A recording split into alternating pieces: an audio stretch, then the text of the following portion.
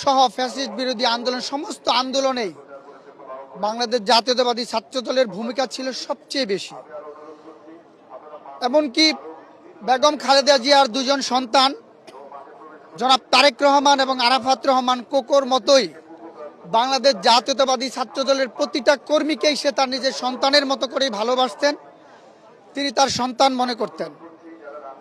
বাংলাদেশ জাতীয়তাবাদী ছাত্র দলের যদি কোনো কর্মী কখনো আহত হতো, গ্রেপ্তার হতো, কোনো নির্যাতনের শিকার হতো, তিনি তার সন্তানের খোঁজখবর যেমনি করে নিতেন, ঠিক একইভাবে ওই ছাত্র দলের একটি কর্মীর খোঁজখবরও তিনি নিতেন।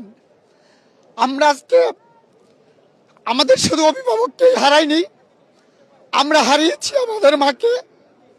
যেই মায়ের ভালোবাসা শাসন থেকে হয়তো আমরা বঞ্চিত হচ্ছি, কিন্তু আমরা বিশ্বাস করি সেই মায়ের আদর্শকে বুকে ধারণ করেই আমরা আগামী দিনেও আধিপত্যবাদ বিরোধী সংগ্রামে বাংলাদেশ জাতীয়তাবাদী ছাত্রদল রাজপথে একইভাবে কাজ করে যাব।